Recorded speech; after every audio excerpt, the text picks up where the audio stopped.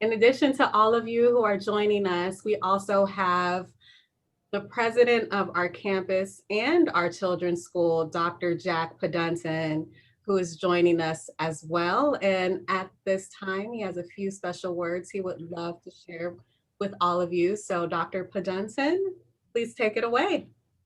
Thank you so much, Amber, and thank you everyone for joining us today. I truly appreciate you continuing interest in anti-bias education. Pacific Oaks College and Children's School take pride in learning from one another. And I think this is a great opportunity that we will be learning from one another.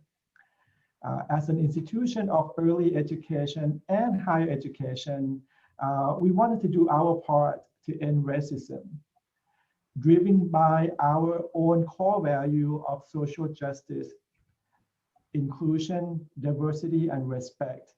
We are committed to promote these core values so that it could positively influence our community and, most importantly, influence the world. We are offering this free seminar every quarter. This one is a very special one because you are just about to learn from one another, and you're going to learn different perspectives from our youth who might want to ask questions to the experts and who would learn so much from the expert as well. However, I anticipating that today we're going to learn so much from these children that ask those questions because we too learning from them as well. And the second portion of this would be a grandparents roundtable. That is another perspective. This seminar kind of put together based on the needs of our community. It happened so organically that at one point when we came together and we thought, well, what else? Who else that wanted to ask questions? Who else wanted to learn and who else that we can learn from? So the perspective of the grandparents could really help the grandparents to help educating their children and their grandchildren. You know, this is a multi-dimension, multi-generation, and I am overly excited just because I know this is going to be a seminar that is so different than what you have been in the past, because when the children speak, when the grandparents speak, I think we need to stop and listen.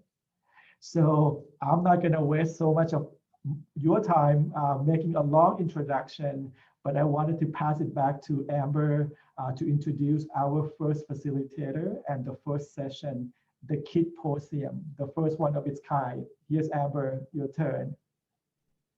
Thank you, Dr. Padanton. I am so excited, and we are all very, very excited to have one of our core faculty members in our human development department, Dr. Carlene Fider, start us off. She has very strong roots in the Caribbean, and not only that, but she is also the daughter of a professor as well, and she has spent extensive time exploring ways to fuse together creativity for learners as well as education as well. So it is my pleasure to introduce to you Dr. Fider.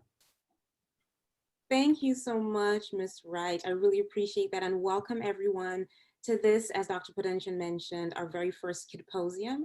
As was mentioned earlier, my name is Carlene Fider, and I have the distinct honor of facilitating this first half of our event on multi-generational perspectives specific to anti-bias curriculum. I wanted to start a little bit by talking about why a Kidposium. For over 75 years, Pacific Oaks College and Children's School have been very intentional about providing anti-bias education. This is built into our curriculum at both the college and children's level. And for those of you who are not aware, we actually started as a children's school and then graduated to the college. So our emphasis has for many, many years been on helping children understand the core values of anti-bias education, which are identity, diversity, justice, and activism. And as we think about children and their developmental processes, their identity may change as they grow. Their experiences and exposure to diversity may also change as they grow. How they interpret justice, how they synthesize justice, and how they replicate justice may also change and will likely change. We know theorists state that.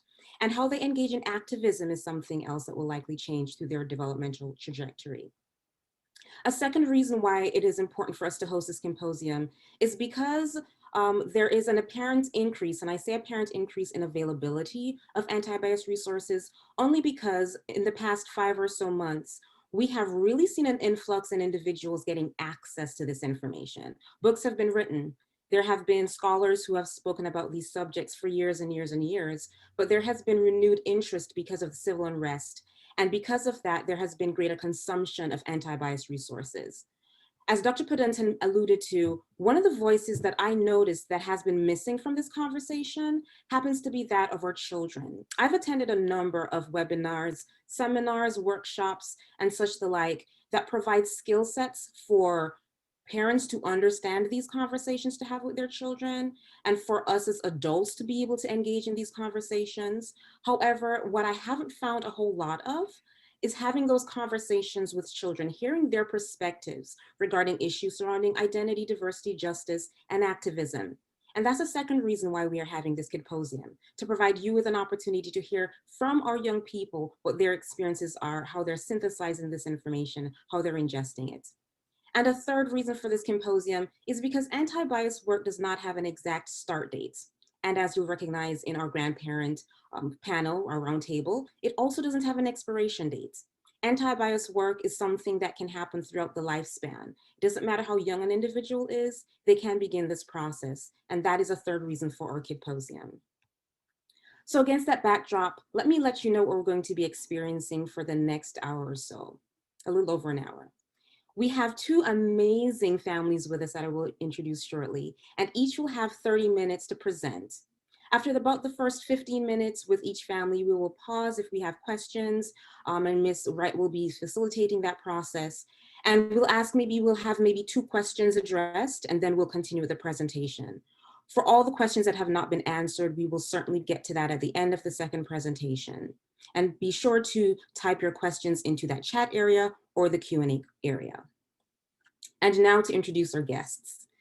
Our first presenters, Esteban, who is age 12, Mikhail, who is age 7, and their mom, Karina. Karina is a graduate of Pacific Oaks College. She holds a master's in advocacy and social justice. And our second presenter family, Elle, who's age 12, and her mom, Jill Carter, who is an attorney in the Los Angeles area. Welcome, Esteban, Mikhail, and Karina. I believe we're starting with Karina and Mikhail. Welcome. Hello. Thank you so much for having us.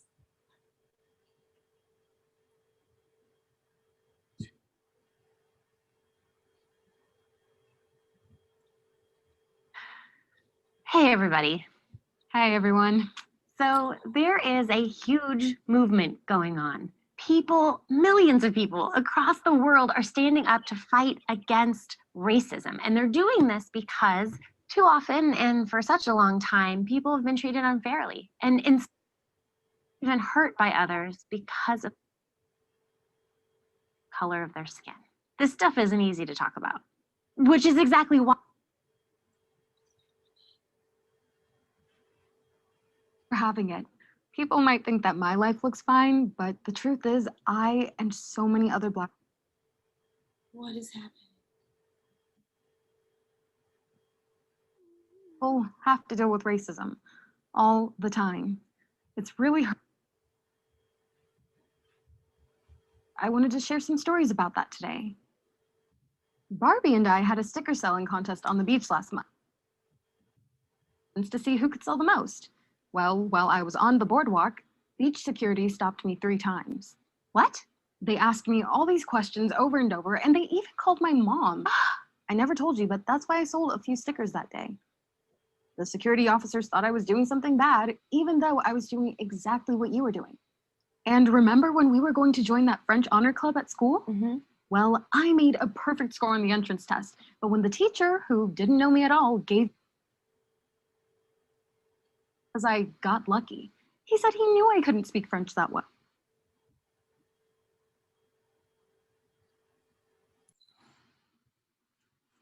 And I have to constantly prove and reprove myself. He supported you right about these things. People make excuses. They say things like,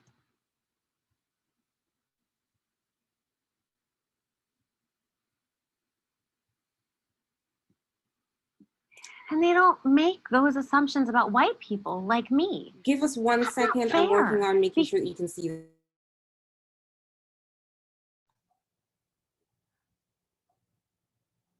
I think we are passing Dr. back. Fider, are you sharing your screen? The people Yes, I'm about across to the do that. world are Thank standing you. up.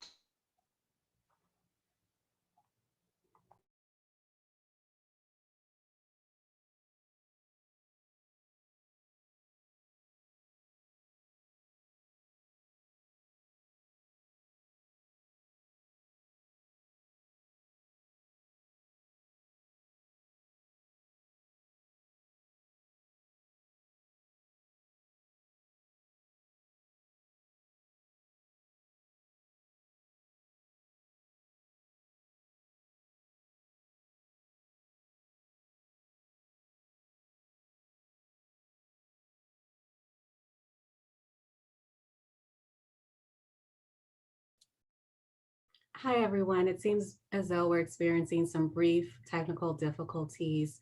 Karina, is it possible for you or Dr. Fider to give a brief recap about what this video entails and what was some of the inspiration behind you sharing it with our viewers today? Yeah, so we'll be able to share the link to this video just in case anyone wants to view it after. So this video is actually a video that's me and one of my daughter's favorites. It's Barbie actually discussing with her friend about an incident that occurred on the beach that had to do with racism.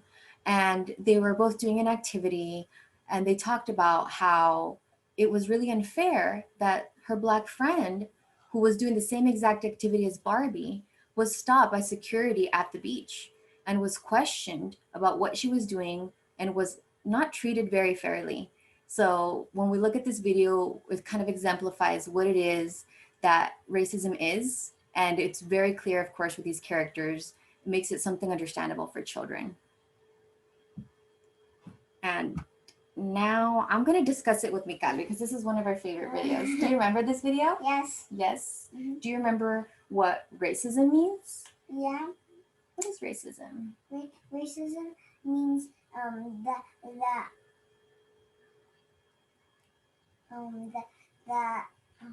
Do you get treated fairly? no, you don't. You don't? Do they think things about you without knowing you? Yes. Based on what? Do you remember? It's in your skin color. Yeah. Does that seem fair? No. No. How do you think that makes people feel when they get treated that way? Sad Sad and angry. and angry. Yeah, would you feel that way if you were treated that way? Yes, I do. And sad. Also, I wanted to share with everyone, do you remember the story that one of my friends shared about going to the grocery market? Yeah. Yeah. My friend is Black, do you remember? And she has a son. Yes. Do you remember what happened in the story? The story was about her boy grabbing something from the shelf. To look at, right? Yeah, Do you to do look that at. when we Yes. go to the market? Yes. And then he put it back down, and then he put his hand in his pocket, and the security guard came and almost picked him up. But before he even picked him up, the mom saw that the boy was about to get picked up, so she didn't let the security guard do it.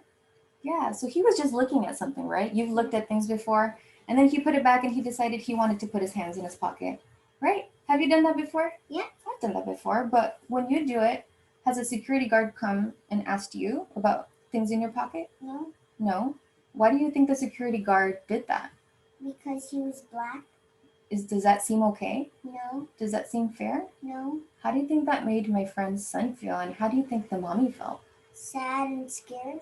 Sad and scared. Do you think that happens a lot? Yes. Yeah, I think you're right. It does happen a lot, and it doesn't seem fair or kind, right? Because No. people make an assumption when they don't know you Yeah. and they're not sure of what you're doing, but just because of the color of their skin, they think they know, right? Yeah. Doesn't seem very fair. Thanks, babe, so much for sharing this with us, okay? I'm gonna have your brother come in and share with us too, okay? Come on over. Love you, Mom. Love you too. Next, I wanted to introduce my son Esteban. How old are you? I'm 12 years old and currently in 7th grade. Yeah, so we have a range here. I also have a younger child who we also discussed. So I wanted him to share a little bit about what's been going on politically in the political climate. What are your thoughts or your feelings? Yeah, so currently 45 has been showing a lot of hate towards Black and brown communities, and and his actions have made us feel very scared. And also, he has overtly shown that he is anti-immigrant, especially at the border, because he is caging people. That's true. I'm wondering if you think that the behavior that this current presidency has shown is something new, and if it's something unique just to this person. No, so his racist actions aren't because of him. Racism was always there, and it will continue to be there unless we do something about it. So what do you think about our president-elect? I know we were a little bit excited, but we've discussed it a lot as a family too. Yeah, so our president-elect Joe Biden has shown a lot of controversies in what he supports and what he opposes. For example, he wants to improve healthcare for those who have it, but he doesn't want universal healthcare for everyone.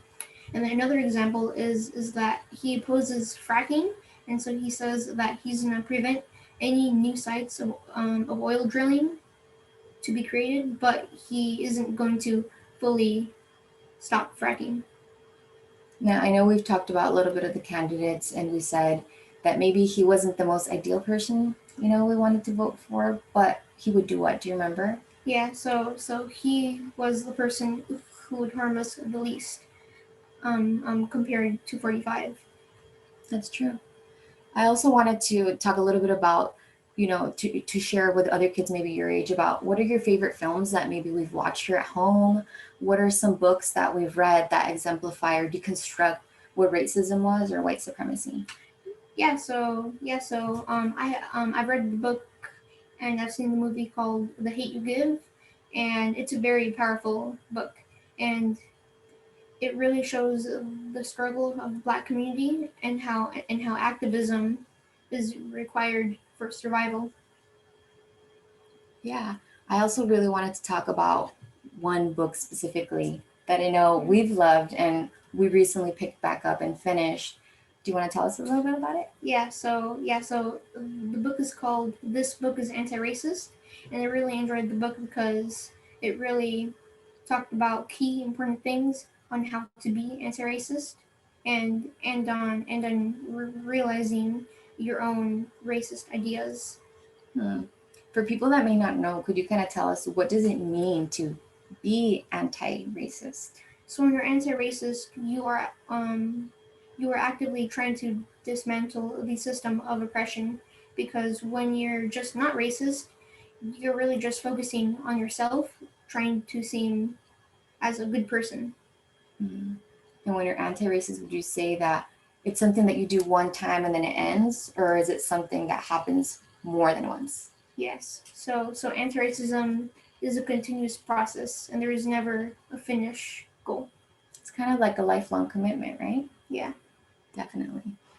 So let's see. I also wanted to specifically talk about something that we kept talking about in this book, and it was about privilege. Yes. Do you remember that? So there was a particular chapter in which she was discussing about our identities, and they realized my identities. I have many privileges, and I also have many aspects that like oppose my privilege. So for example, I'm a male, I'm able-bodied, and I'm cisgender. Those are examples of my privilege. But then I'm also brown, as in my skin color.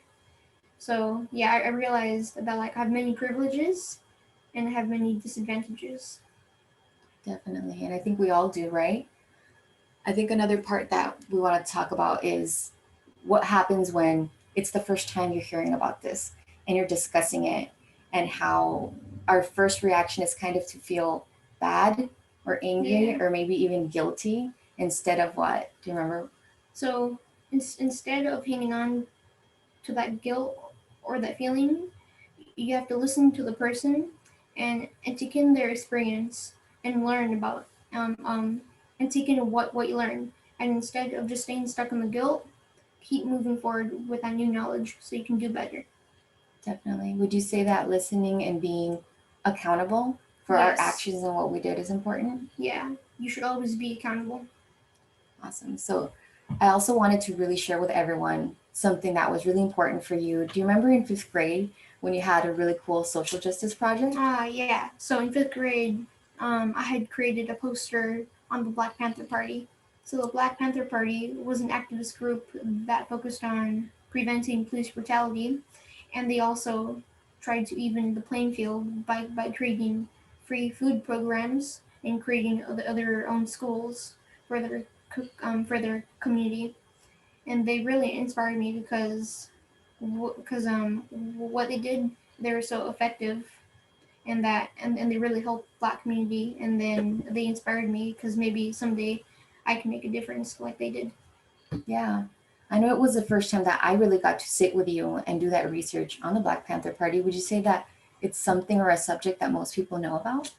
No, definitely not, because often the Black and brown community are vilified, and the Black Panther Party is just like something that like you don't really see in history books and stuff. And also my teacher, I was very surprised because she was a white individual, but she decided to use her privilege for good. And so she talked about my class about very hard subjects like slavery. And we got a really good understanding of the pain and struggle. Definitely. I remember that it was something special because it had never really occurred before, right? Yeah. It was very nice. Another thing I wanted to ask is, or share, is I remember when you got to do that really cool summer social justice camp. And I know you and your friends got to champion a campaign in Santa Monica. I was wondering if you could share a little bit about it. Yeah. So at this social justice camp, we were protesting against plastic straws, and so it felt good to be part of something bigger that would really help. And during the process of organizing the protest, I also learned a lot, and the new knowledge helped me make new actions and progress through life in a different way. I was wondering too, do you think that most kids know that kids can do something like that?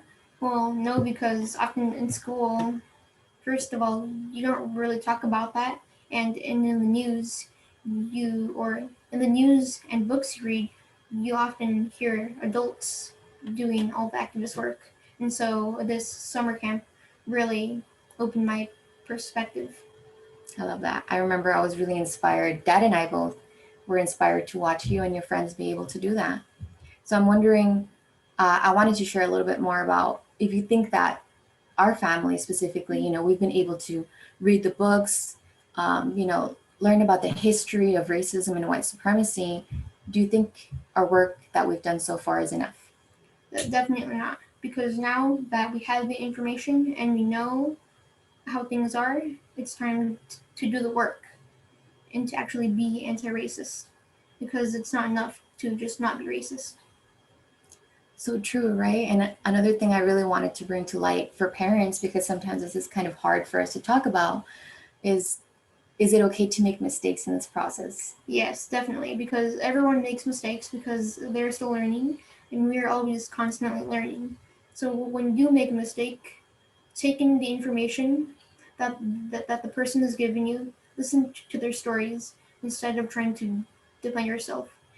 And instead of just staying on the guilt, take in what they said and do better next time. Definitely. I think it's something we've kind of learned, that it's important to stay committed and accountable. And like the favorite quote I tend to use with you and your brothers from Maya Angelou is, when we know better, we do better. So it's okay to make mistakes, and we're going to make mistakes when it comes to this subject, but we have to keep going, right? Yeah. It's not an excuse to be able to feel guilty or make the mistake and get stuck in it, right? Definitely. Esteban, would you be so kind to remind our audience how old Esteban is again? How old are you? I am currently 12 years old and I'm in 7th grade. I personally and our attendees are just really amazed by your incredible perspective, and we would love to open up the floor to any questions anyone may have. If there may be one or two questions, we'd be more than happy to take them at this time. Definitely. And while we wait for questions, Esteban, thank you so much. Karina, could you talk to us a little bit about how your family engages in these sorts of conversations? Because both for you and for Jill and her family, this isn't a one-time conversation. These are continuing conversations that you have. What has that been like for both you and Esteban and your family? Well, first I want to say that it was hard. This is hard. This work is uncomfortable. And for parents, it makes us have to sit in that discomfort first and do the work ourselves. I think that even from an early childhood educator background, when I used to teach my children, there's no way that I can present any subject if I don't myself understand it and if I haven't deconstructed it. So it really began with me sitting in it, with a discomfort, my husband and I reading the books, and just like my daughter said it, like, Esteban said it, there's a lot of feelings and they're valid. We're allowed to have those feelings. It's very confusing. It's heavy, but it doesn't mean that we're allowed to just put it down because it is heavy. It means that we have a responsibility, and that's something that we talk about in our home often. That while, yes, we are, Latinos, we have immigrant background, we have family who experiences oppression, we also have privilege, and we get to spend that privilege. And that means that we take our time to stop and think what that means to us. So that means that we get access to places and people will listen to us in a different way. So we have to sit and do the work of thinking about how we're affecting the world too, right? How we move in the world. And that's something I tell my children often. They'll say, well, why is it that we don't go, my daughter has this thing that says, why isn't that we don't buy from Chick-fil-A anymore? They love chicken nuggets and she's like, they're better than McDonald's. And I said, yes, you're right. But we also learned by reading and doing our research that Chick-fil-A also does things to support people to hurt people that we love. They don't support LGBTQ community. And we talked about what that means. And so we also talked about, well, if this small choice, even if it seems very small, what can it do for other people? And, really having that conversation and thinking about, where we purchase things, who we prioritize. So often when we purchase things, we also think about, well, do we have friends that sell this? Do we have Black friends that, could help us with this? And redistributing that wealth, making sure we're putting our privilege to work has been a very key thing for us. Thank you so much. Ms. Wright?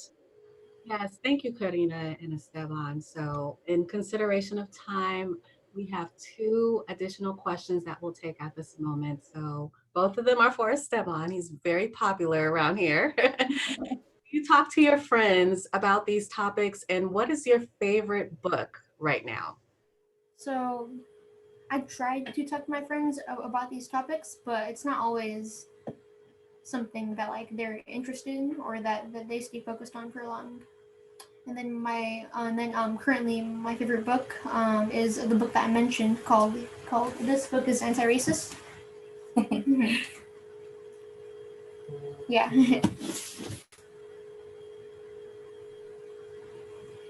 Thank you. Thank you very much for sharing such invaluable resources with us today. Dr. Fider? Thank you so much again, Karina, Esteban, and Mijael. We will be back at the end after Jill and Elle have their presentation where anyone can ask questions to both families. So thank you both so much, and we will see you shortly.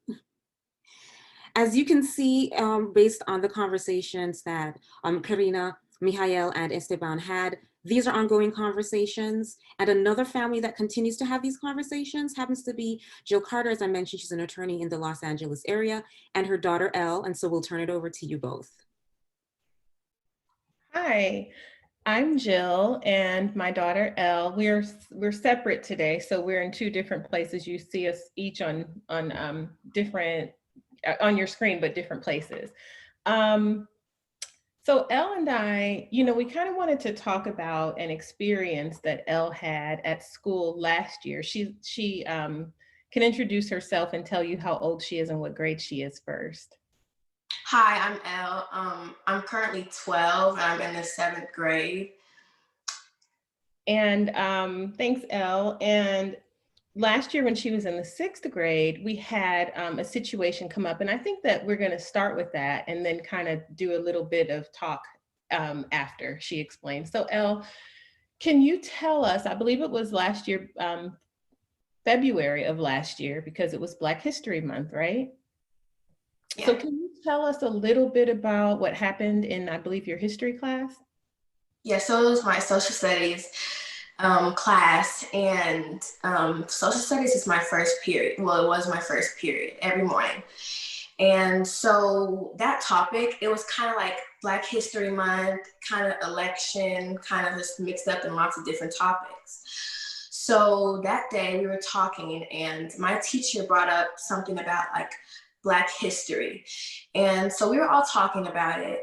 And so when she was talking about it, she was saying like stuff like, well, I believe that not just Black History Month should be celebrated. I believe that all races should be celebrated, not just Black history. And she was saying stuff like, oh, Cuban should be like celebrated, and like all different, naming all different races. But she was kind of like pinning down Black history and African American people, and saying that they didn't deserve all like the stuff that they deserve, like the stuff that they have, and that they shouldn't have just a whole month to themselves. And she just kept bringing all this stuff up about how they're not like, don't deserve all the credit that they get, which I and personally think that we don't get enough from all the stuff that we've been through and that we still go through.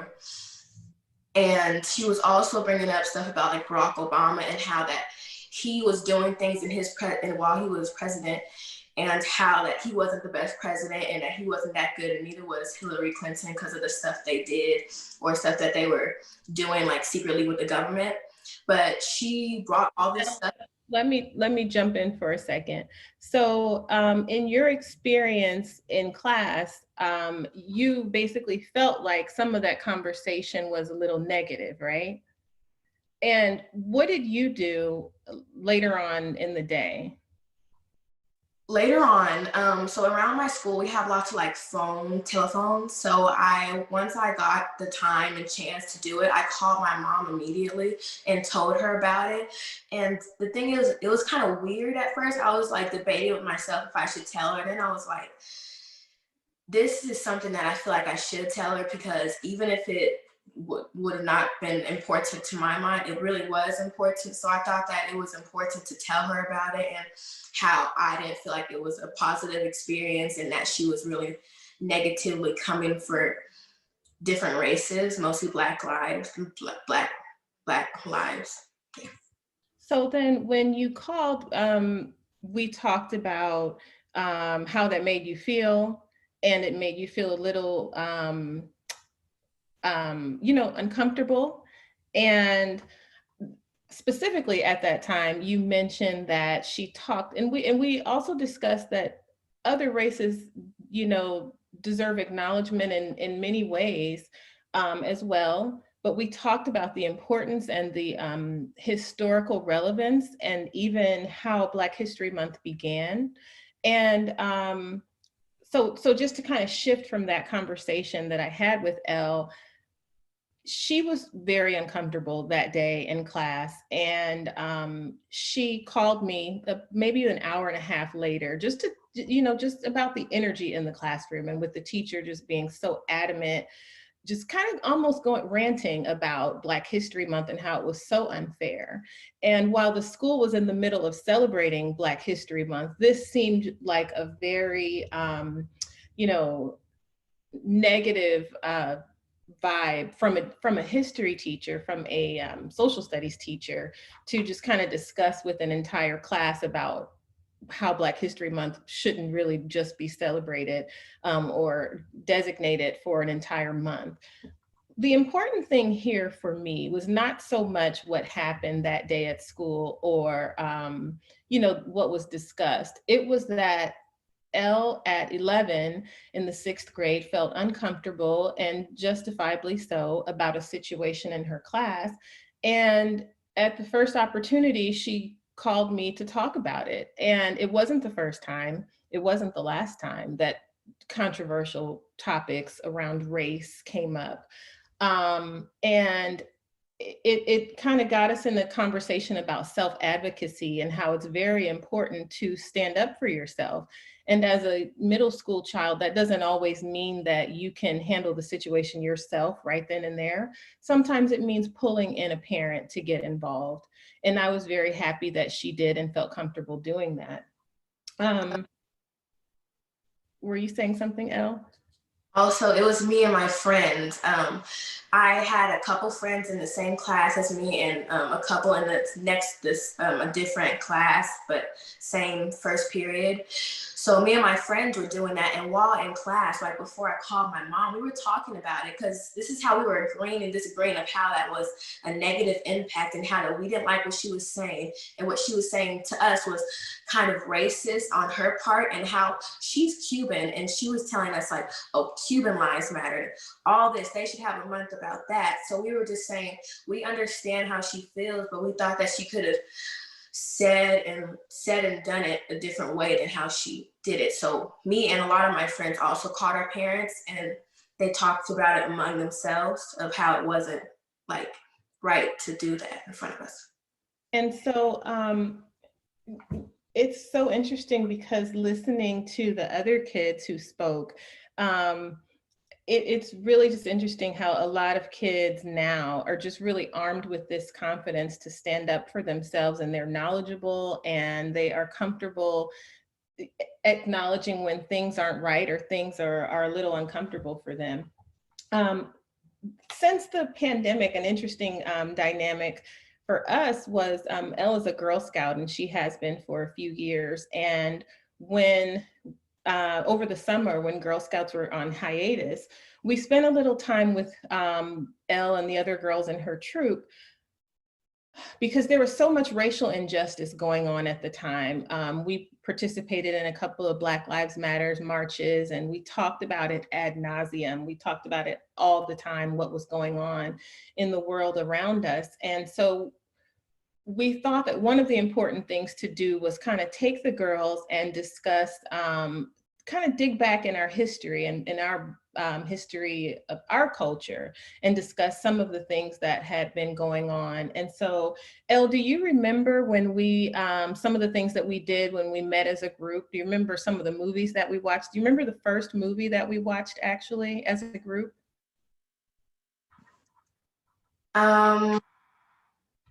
We've watched a lot of different like movies, so I'm trying to, that's a little far back. I don't think I do actually. Uh-oh. Yikes, I don't know what I just did.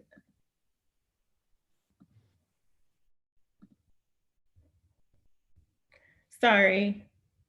I'm sorry about that. I had a little technical difficulty. Well, the first movie that we watched was Harriet. And what can you tell us about what kind of, how did you feel after you watched Harriet? How did it make you feel? Well, to me, it was like I was in so many different emotions. I was in a crying state, a happy state, a confused state, and an understanding state. I was in so many, like, my emotions were all mixed up that day. And I watched, even before my mom told us to watch that movie, I was already watching it the day or the night before. And it was just really empowering, and it kind of gave us more of like an idea of slaves and like back before when what we weren't really, it wasn't equal and we were all well, lots of African American people were slaves, and it really gave a good idea of it. And it was more eye-opening than the books that we read sometimes and the things that we hear from people, because it just gave a really like. Did you feel inspired at all by Harriet and all of the things that she did? I did. I felt that the thing she did was really like it was risky, but she decided to do it for her own and to help people that needed it, because it wasn't fair at all. And she thought that she got justice for her own. And do you recall after we watched Harriet, we kind of went through history and went through time. So we kind of made our way up to the Jim Crow era.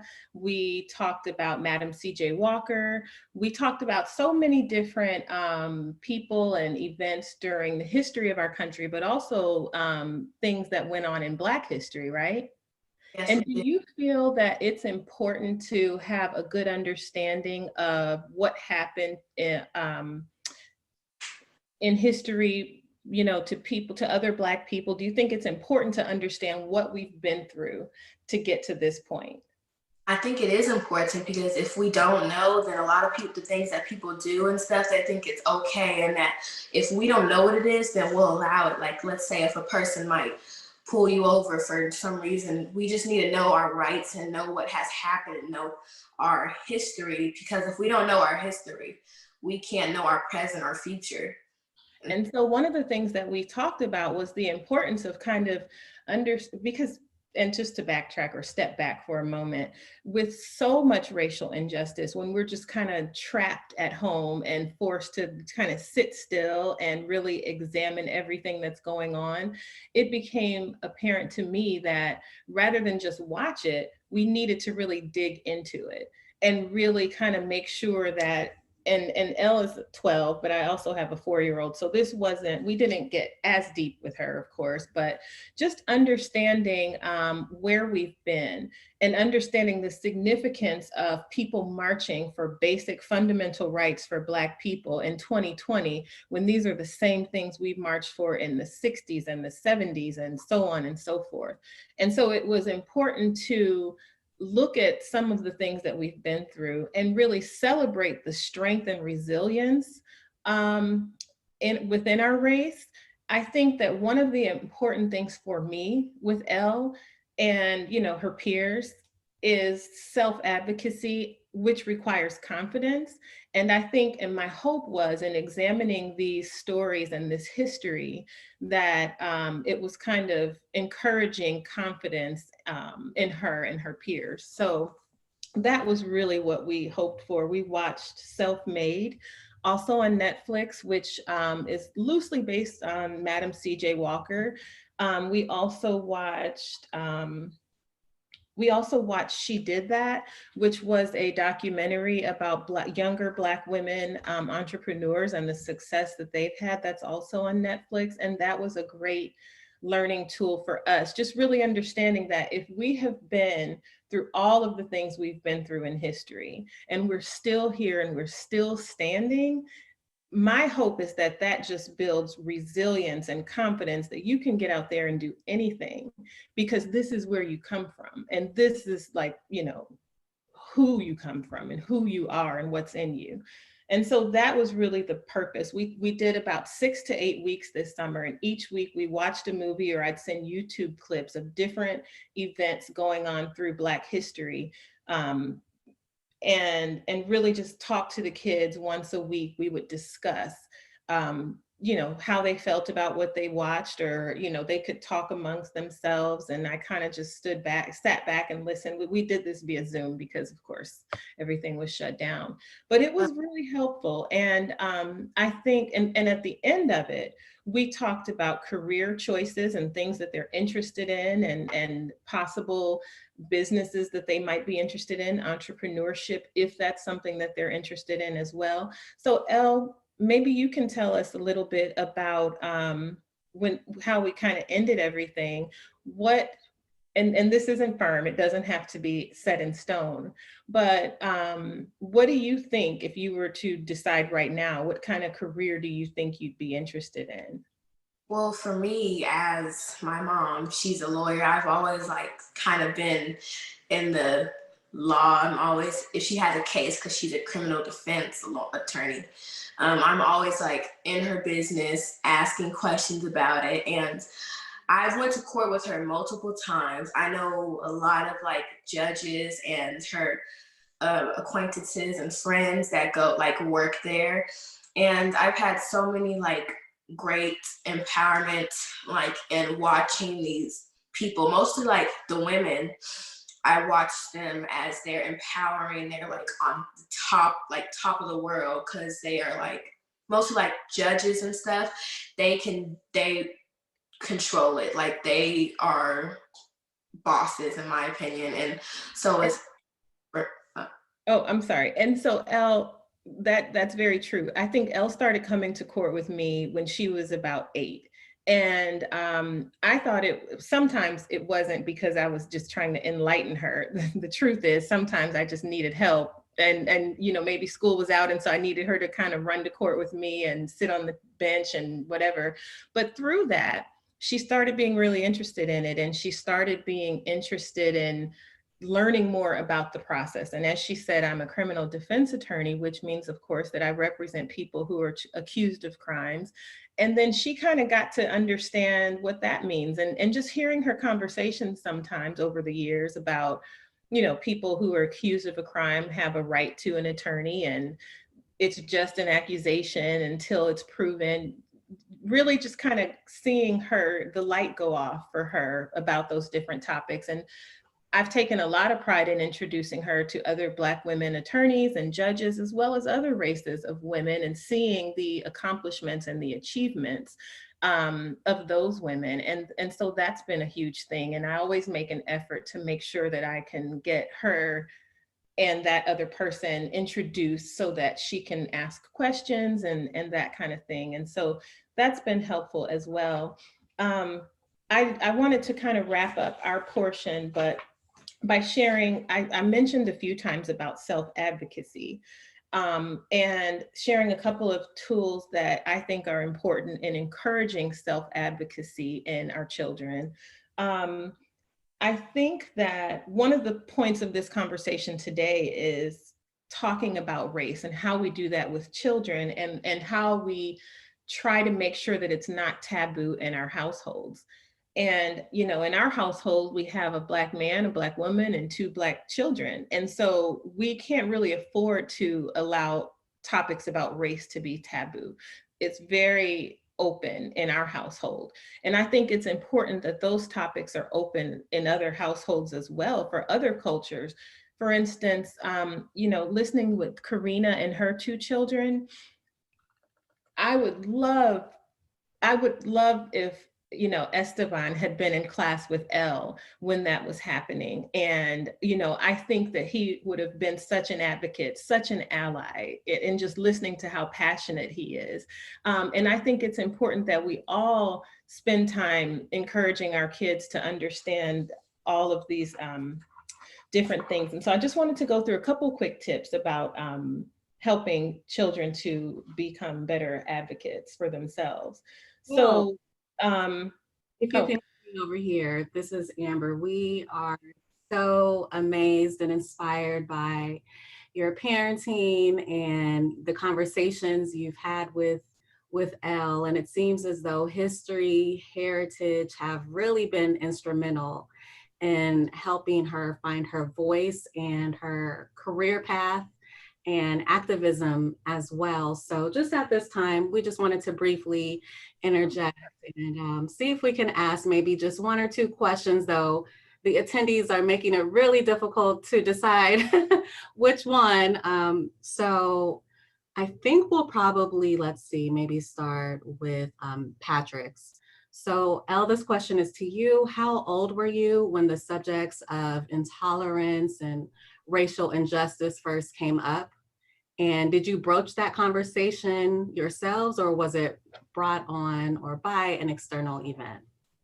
Well, for me, since I was my mom's first child, it was a lot of stuff that she really talked to me about. I won't say that it was really an age. I started young when I could really understand it, because young, as me, as an African-American girl, woman, I don't know how to pronounce it, but girl. You start at a young age to notice the real world as you are, because of the race and the color you're in. So for me, my mom talked about it when I was kind of not young enough to understand and not old enough to say that I had an experience like that. So she talked to me about it little by little. She would tell me straight about it. it's not like she would tell me all at once. She would give me little by little as I got older, more about like different difficult things, more harder things, and that will really affect me and that can really hurt physically and emotionally. So I think maybe we started those conversations maybe really around the time that school started, when she started to recognize things and ask questions. So maybe kindergarten, 5-ish, somewhere in there. I don't think it was so pressing before that, if that answers the question. Let me see. And so Amber, feel free to look in the chat box if there's another question you would like to take. Well, one thing I'd like to mention, someone asked if 7th grade is any different. And interestingly enough, we did switch schools for 7th grade. When that situation happened, I kind of had my feelers on even more so. And then when we were home, during the pandemic and school has been online, and that means Elle might be sitting at the kitchen counter on Zoom in school, and that allows me to hear even more myself. And what that really did was confirm that it just was not the right fit for us. And so Elle's at a different school now. And so Elle, what's your experience like now? Well, the school I go to now, I really like, and also I'm really glad because me and my friends, it's like we're in like a pack. We came together, we left together, and now we're at our new school together. And so now at my new school, I really like it. I understand that for like political like conversations, they're not bringing up their own opinions. That's like at my old school, that's what they did. They brought up their own opinions and they were saying stuff that they thought, and that was kind of hurtful emotionally. And so now that they let everybody at my new school, they let everybody have their own opinion. They are freely amongst it. They talk freely about it, and they're kind of like inspiring us. And it's a lot better than my other school. And for like, we don't really like have racism. And it was just like really different because it was a diverse school that I go to. So, but I was introduced to everybody and everybody introduced themselves to me. And it's like I have a good relationship with the school now. And it's a much better dynamic and a much better fit. So 7th grade has been a lot better for us, a lot better experience. And I can say that being able to, again, observe and hear things and pay close attention. So Amber, I don't know if I think that's it.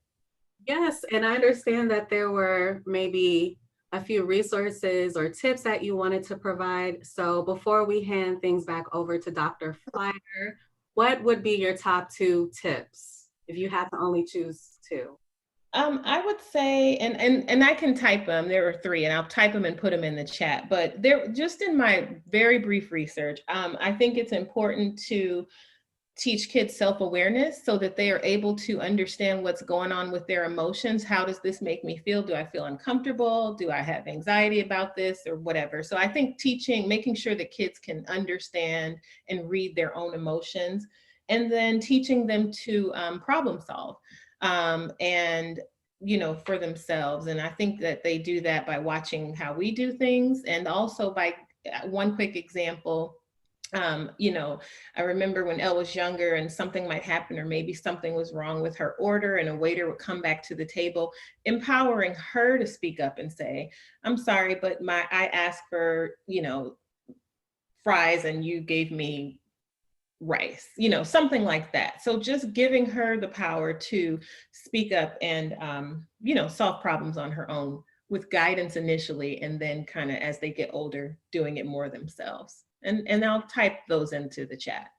Also, really quickly, I wanted to say that for like children, sometimes like in a child's mind, they think that they can't talk to their parent or that a situation might not be something that they want to, or it might be weird. But I think that lots of parents, they don't, well, I'm not saying that they don't, I feel like lots of parents don't really come to their child and say that they should like talk to them. So lots of children hold back situations that they should really get out to them and talk, because it's hard for children to talk to their parents sometimes.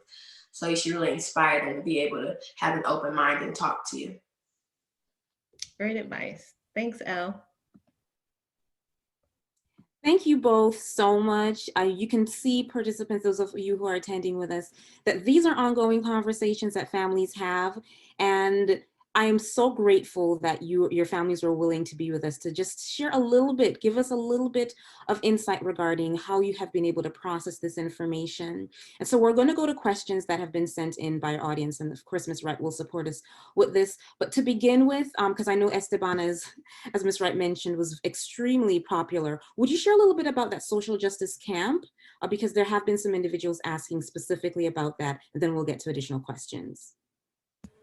Yeah, so this social justice camp, it's located in Santa Monica. It's called the PYFC, and it's pretty new. It opened about 2 years ago, and I had a really good experience there because I learned a lot, and there are also many other kids who were eager to learn, and I really enjoyed the process of being able to take in new information and then do something about it or like make a difference. And how long was this camp? How long was this camp? I think it was about a month, or yeah, a month. Okay. Yeah. And I think we went over different like topics too, you know, it wasn't just that. There were breakout circles that really broke down some ideas between, you know, the differently raised children. You know, it wasn't just, you know, Latino or Black children, there were white children that are present too, which I think made that experience much more immersive to be able to see everybody's perspectives. Perfect, perfect. Thank you so much for sharing that. Something else that was mentioned was this idea, and Esteban typed this in his response, that your family is building curriculum now that you're doing school from home. Talk to us a little bit about how the family is building that curriculum for anti-bias education. That sounds interesting. Yeah, so since we usually already talk about like all these topics, so our curriculum, so we have like our basic things like math and reading, but then I also have like a project in which I choose to like research something that sorry, yeah, I choose to research something that I'm interested in, and so then I'm pretty self-led in my curriculum. And so we also add on books. So that's kind of where we come in with, you know, the different books like Patron Saints of Nothing. I think we put a little resource list together for parents to get this too. Different chapter books that we then can sit and discuss together that are by different, you know, authors of color that are able to give us different perspectives and continue to stay aware and knowing that we still have work to do, you know, even as kids, like what can you do? What are you able to do? I talked to this about, you know, with the younger ones too. I saw that there was on the chat. So I wanted to demystify that. Children can talk about race from the moment they, you know, 6 months, talk to children about race all the time. I think there is a taboo that we are not allowed to talk to children when children can see already, you know, racial discrepancies. They're not too young to see when something is wrong. They're not too young to pick up attitudes about this. You know, as little as 3, 4, like I said, as an early educator, I saw this, you know, and I got to experience it. And so with my children, I stay very aware of that they are not too young, you know. And one thing that I wanted to say to that is that we've tried to create an environment that tells my children all voices matter. And specifically for us, I'm so grateful for Jill to have said, and I think it's so important that you said, you know, that, you know, Black families cannot omit this. This is survival.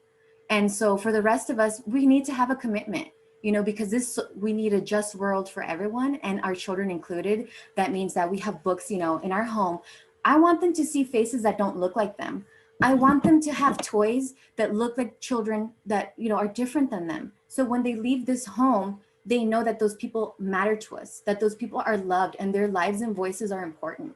So I think the biggest thing for young children, start them young, bring in voices that are not yours. You know, we're very white centered. That's one thing that, you know, I also looked at in early childhood and I was really disappointed by. Most of our books, you know, tell about the white experience. And that's really unfortunate because children like my own or my friends, Black children, can't see themselves. And that also does something to, you know, our own development. So I think one thing to counter is this idea that we can't talk to children about race. We can always, and we should always be talking to them about race through everything we, you know, bring into our home, from the books we buy, from the toys we buy, from who we're supporting. I think that all speaks to how we're moving in this world. And that is the curriculum. The curriculum is alive. And that's what I tell people, you know, as a homeschooling mom, I have learned to trust that the whole process is children learning. Children are always watching, they're always listening, and they're always learning. Thank you so much. Thank you so much for that. Ms. Wright? Yes, another question we received early on was wanting to hear a little bit about the first experience Elle and Esteban had when they first experienced a level of intolerance or racism for the first time, and how was that addressed? And I know Elle sort of touched on it earlier with her studies in the classroom around Black History Month. So just wanted to get some perspective from the both of you on that based upon the question we received. For me, it wasn't only just that time for like my class. It was numerous times that stuff like that has happened. And I feel like it was more targeted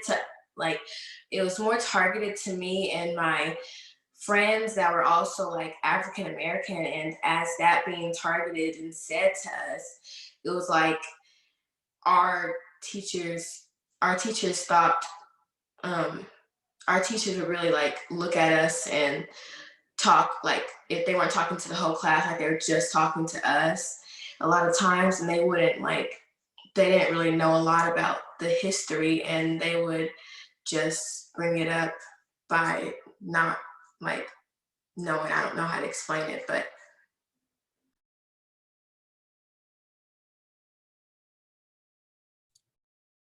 Thank you, Elle. That's really, really insightful. How about you, Esteban?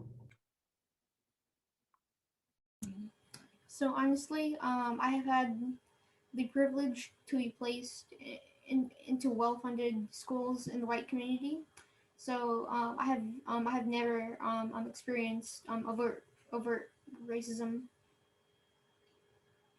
Do you think that you've seen this happen to friends or? Well, in the environment I was in, either I wasn't paying attention and I didn't catch any microaggressions, but since I've always been in like well-funded schools, I've never really seen any racism or like acts on prejudice. Do you think that because you haven't seen them, that means that they're not there? Well, I'm pretty sure that like I've probably missed many microaggressions, and I'm always sure that people always hold biases in them. Can I just throw in one thing just to kind of go back? Even when Elle was in preschool, we had issues of, you know, in classrooms, there not being Black dolls and just, you know, little white dolls with blonde hair. And, you know, and I really want to share this. This is why you see Black girls with Black girl magic shirts. This is why this is important. We have to kind of go above and beyond and really teach that pride and appreciation of self and confidence, because you don't necessarily get that when you go outside of your door. And I remember Elle wearing a Black girl magic pin on a jacket once, and a boy in her class saying that's racist.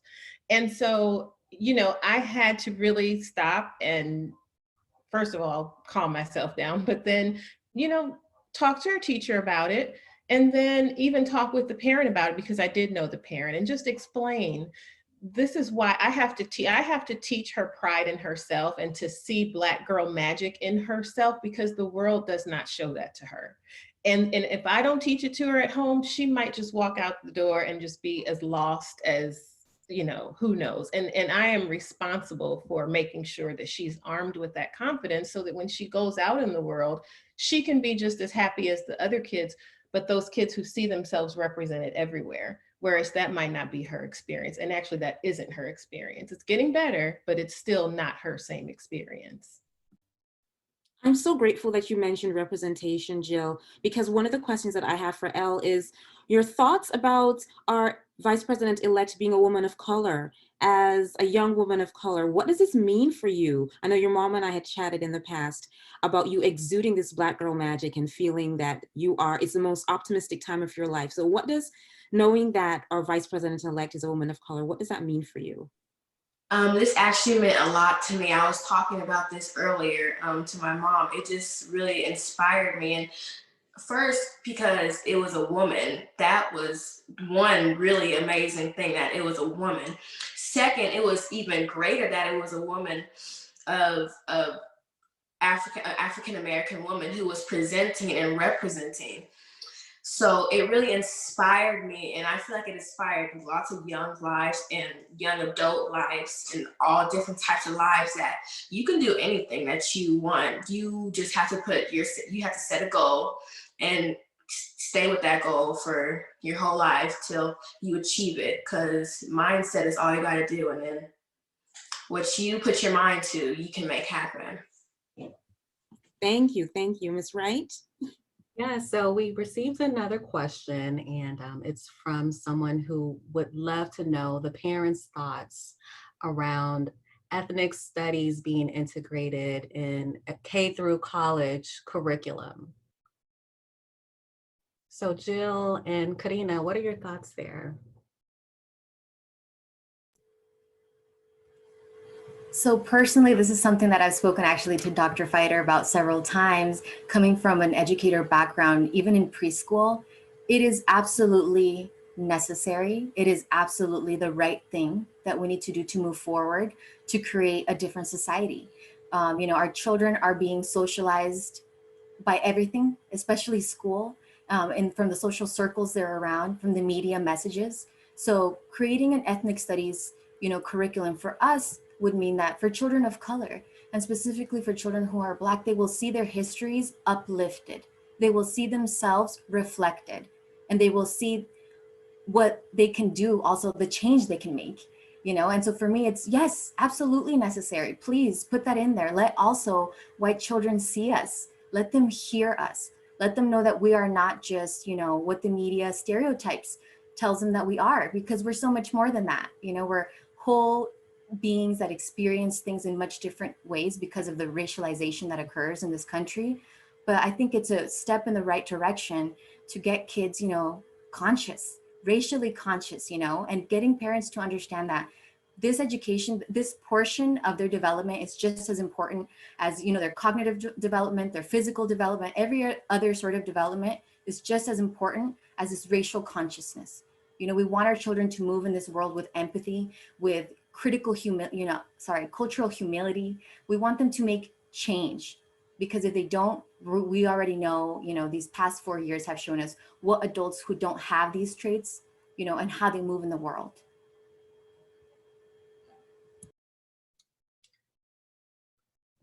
I don't really know how to follow that, but because I think Karina said everything. I just entirely agree. And I don't have a background in education, but I can say that I think in schools, certainly, and I think even having a curriculum that forces children to go home and interact with their parents and think about other cultures and just having those discussions at home. Because what I'm learning, and what we all are learning through all of this, is that largely families, a lot of white families are not going home and normalizing other experiences from other cultures. And that's certainly not to say all, but it's I think what we're seeing by understanding this wide gap and how divisive our country has been revealed to be, I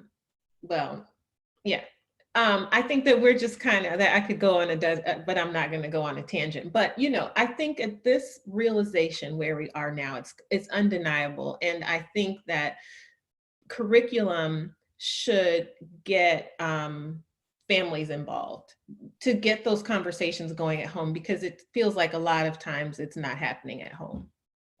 Thank you very much for that. And We encourage attendees who have additional questions to place them in the Q&A section of our Zoom. And another question we just received was, how do you recommend explaining the difference between a white pride pin versus a pin showing pride for another race? It's a common issue that comes up, and it is often difficult to explain to individuals who see racism in showing pride for self. So Dr. Fider, we also love for you to chime in with the parents as well. Absolutely, and if I may, and I think Dr. Bankier said it best, that speaking about other cultures does not diminish one's own culture. The idea of being holistic in one's approach to understanding individuals' experiences, the developmental trajectories, the highs and the lows of their lives is important when we think about living in a society that is going to be more equitable. When we think about societies that are going to provide individuals opportunities to get the same amount or when they need it and get access to things when they need it, being able to have this level plane of providing individuals, everyone with an opportunity. So I think about what Elle had mentioned. And yes, we do need to learn about other cultures. We need to learn about every single culture. But given the history of this country and the disenfranchisement of individuals of color, primarily when Elle was referring to African Americans, it's okay to spend more time, interestingly enough, the shortest month of the year, but it's okay to spend time really delving into those experiences and providing individuals with an understanding of what this means, because that, I think, creates a certain amount of sensitivity for other individuals. Once it is done well, there should be empathy that is bred from that. Jill, Karina?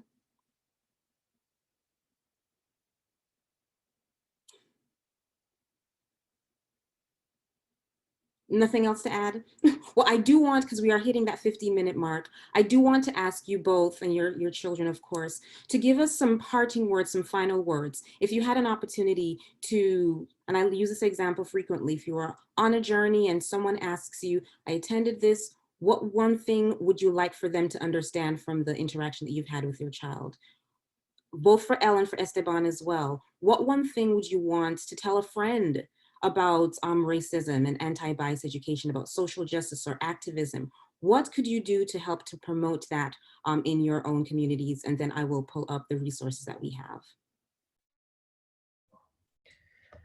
I would say start these conversations early with your children, normalize other cultures. And to the question about how do you celebrate white pride and acknowledge other races as well, we all celebrate ourselves. I mean, you know, that celebration is all around us. So really looking into those other races and being open-minded and really diving deep into exploring cultures and getting to know about cultures and their history and all of that. I would just really encourage these conversations have to start at home. There's a lot of work to be done in the education system, but the primary work has to be done at home. And if you don't know yourself, then tapping into these resources, the best way to you know, tapping into the resources and you know, going and exploring activities, that would be really good as well.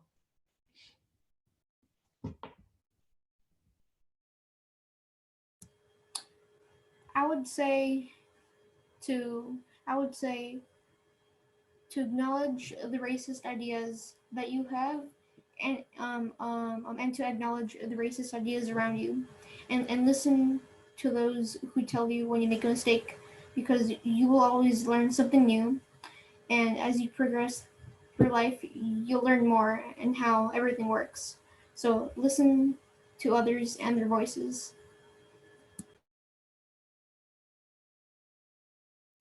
I agree with what he said too. But also I think that you should try to bring the topic up a lot, because if somebody else is not starting it, you should be the one to start it yourself, and you should make sure that your friends are educated about it. And you don't want to be around like a negative environment. You don't want to be friends with people who don't encourage that, or not that they don't encourage that, but they don't understand the true meaning of it.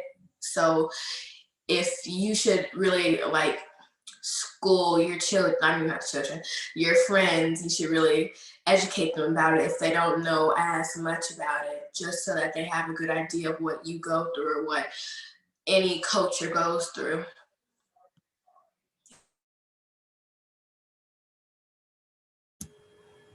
I just wanted to add one final thing, if I could say to parents, is to be comfortable with being uncomfortable.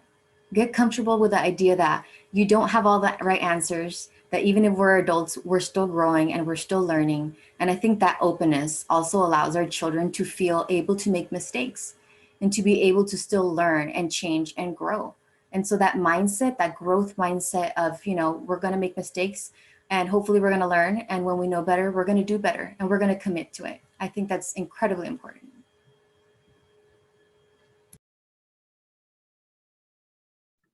Thank you both so much. As we get to the end of this, I wanted to ask about Esteban, you didn't mention what you wanted to do when you got older. Elle, we heard from her, but what is it that you'd like to do as you grow up?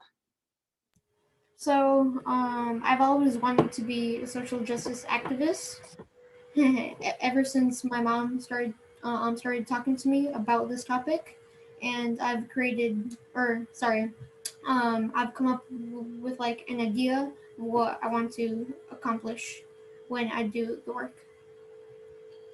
So it sounds like Esteban is going to be joining us at Pacific Oaks College at some point in the future, following the steps of his mom to potentially get a degree there. And we have individuals saying Esteban for president, maybe, and it could happen. Absolutely. If that is what the expectation is, if that's what you'd like to do, absolutely go for it. Absolutely go for it. I'm also interested to hear from our young people. Elle mentioned Harriet and the impact that it had on her. Esteban mentioned the book, The Hate You Give, and we know that Mihail spoke about that video. Are there any other things that you think young people like you should get access to understand racial issues and social justice? Are there any games that you've been playing? Are there any other books that you've read? Any shows that you've seen on television? What would you recommend to children your age? Really quickly for me, I love this show called Blackish. It's a really good show, and I feel like they empower you of what's really happening, and it's like it gives you the story and an image of what it's like to be a Black family and to go through the things that Black people, like African American people, go through. And it's really funny, and it really, to me, it empowers me. And it's one of my favorite shows. I'm so glad you said that, Elle, because it's one of my favorite shows as well. I think we can learn so much from Blackish regarding the dynamics of Black families, also not just parents and children. And what I really, really enjoy, Elle, is how they are really able to speak about these racial issues in a very soft, palatable way. I really think that's amazing writing so that it reaches a larger audience, like you mentioned. Anyone can get access to this, and they have such an amazing writing staff, I believe, that allows us to get access to this information in ways that don't seem threatening and that aren't finger pointing and that don't put people down. It's really, really brilliant. Thank you for that, Elle. Esteban, how about you? Any other books, movies, games? I completely agree with Elle, and I also definitely recommend books, because books are very powerful, because often people can find themselves relating to characters in books, and also learn so many new things. How about the moms? What have you been able to do to equip yourself to make sure that you have what is necessary to have these conversations with your children? Well, you already know me, Dr. Fighter. I'm a book fanatic. Yes, I do love books. My kids know, they're like, we're getting something, we're getting a book. And I think, speaking on what Esteban said, I find myself also the same. And I think, reading these books, I don't just read anti-racist books because people are like, oh, I think that's all you read and that's why your children. I think it's an important point to make that actually we need to celebrate Black joy. And one of the things that I've learned is by reading, these stories, even though, they may not be realistic or whatever they may be, by Black writers or by Latinx writers, there's a joy in culture. there's a joy in experience. And I think that that allows people to know that we're not just our trauma and pain that we have to go through in this country because of racism. We're so much more. And I think connecting to that really humanizes us in ways that our society hasn't been able to. And so for myself, when I'm feeling heavy, you know, with the anti-racist books that yes, I do read and I do love and they're important, I sit with these books to see, you know, the humanity in Black women, you know, and in the books that I love to see, the Black girl magic, seeing them in all their glory, in the hair braiding and just the beautiful things that I don't know about. Yet I can celebrate. I can sit here and say how beautiful. And I can hear my daughter telling me, you know, oh, did you see this character in this book? She had the braids, mama, and she had the little beads on her hair. And I think that's so beautiful. And I said, you know what? I think you're right. And then she'll turn around and say, and look at me, mama, I have curly hair like you, and our hair is beautiful too. And I can say, yeah, you're right. We are too, aren't we? So just remembering that, yes, reading for knowledge, so important. Get the books, get the podcasts. I know as parents, we're so busy, but I promise you that podcasts are an easy, accessible way. Even Audible has many free books that are so incredibly necessary, including, you know, Ijeoma's book, So You Want to Talk About Race, I think is an incredible place to start. And it is free on Audible. Put it in when you're, you know, on your ride home, when you're cooking, put the headphones in, do your work. You know, we have a commitment, not just to ourselves, but to our children.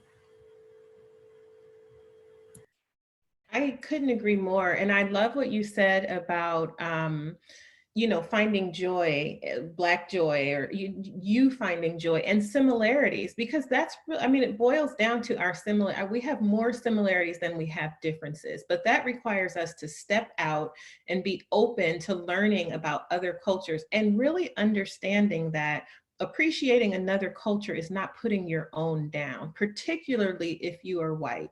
You are not, you know, none of this is anti-white. But this is just appreciation of other cultures that historically have been unappreciated or underappreciated. And so that's what this is about. And I think another thing that's easy to do is, you know, stepping outside of your immediate circles and meeting and interacting with other people who are other races and come from other cultures, and just being open, not because you expect them to teach you or answer questions or that kind of thing, but because you're interested in genuinely getting to know other people and letting them know you as well. I just think that we just kind of have to step outside of our boxes. It's the way we move forward, and we have so much in common. But when you see me and when you see my girls and my husband, I want you to see our joy. And I want you to see that we're a family that sits down and has dinner, and we watch shows, and we ride bikes, and we go for walks, and we take trips just like you. So I cannot thank you enough. I really believe, and it has been echoed by participants and attendees, that this information has been extremely helpful. Again, the object was to provide us insight into how families have these conversations. It's a tough topic, but we have to have these conversations. I remember mentioning to both Elle and Jill, it's kind of like that sex talk that you don't want to have with your kids, but you need to have it. We need to have race talks as well, because it really helps to equip them when they get out into the world, when they have those experiences. It gives them a tool set. It gives them skills that they can therefore then call upon, whether that is making sure that they have access to an adult who is going to be supporting them, or if they know of literature that they can recommend to individuals, or movies and such the like. But it's important to begin this conversation whenever the parent feels that it's ready, and always check in with our young people. They're being impacted by everything that's occurring around us. And just because the thought may be for some, now that we have a new president, a new regime coming in January, things will be different. Well, because this country was founded on slavery, it's not likely that we're going to escape these conversations anytime soon. So I encourage those of you in attendance to continue to find ways to have these conversations with your children. And if you don't know what to do, look into some of the resources that we presented. Echo the words of some of the parents that you heard this evening. And if you need any support, reach out to us at Pacific Oaks College. We are, again, known for supporting social justice. We're known for anti-bias curriculum. So let us know how we can support you. And we're so grateful that you spent some time with us this evening. We're going to be transitioning to the second part of our presentation, but I did want to be sure that Jill and Karina had an opportunity to get any last words out in the 2 minutes that we have. Anything else that you wanted to share before I transition to and hand it over to Ms. Wright?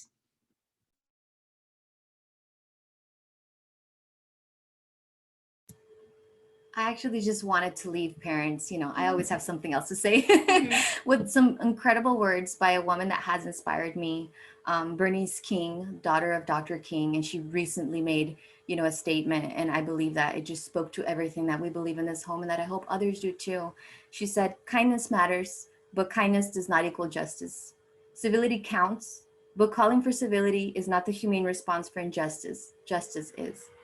Love is essential, but love is not a passive bystander. Love puts in the work.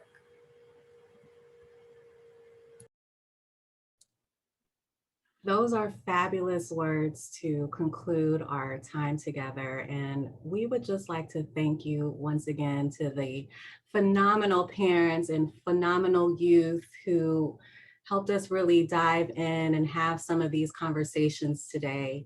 We are so grateful. So thank you both, all of you, very, very much.